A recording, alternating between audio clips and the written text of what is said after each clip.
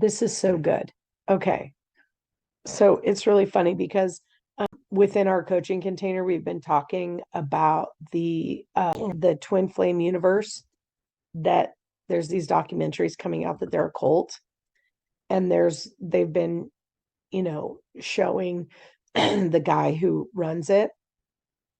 And one of the things that I've always been afraid of is I don't want to be a cult leader because I know I'm pretty charismatic. I know I can persuade people, and I just want to have a pure heart in everything that I do, right? Which is probably why I teach what I teach, because I always want to be plugged in. I always want to be doing everything I do from a pure heart.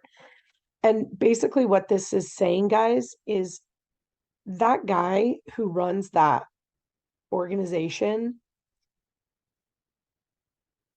for the most part, doesn't know he's loved. Because if he knew he was loved, he knew he'd be taken care of and he wouldn't have to control other people to be taken care of. And what this verse is saying is, guess what? I recognize my propensity in that.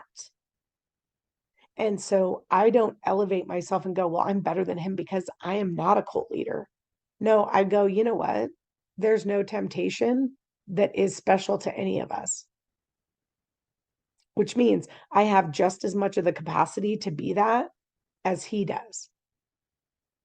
But when I humble myself before God, now I probably won't be that, right?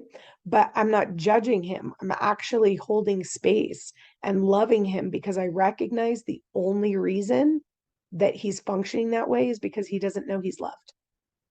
Otherwise, he wouldn't be doing those things. The last verse says so. The last verse says so.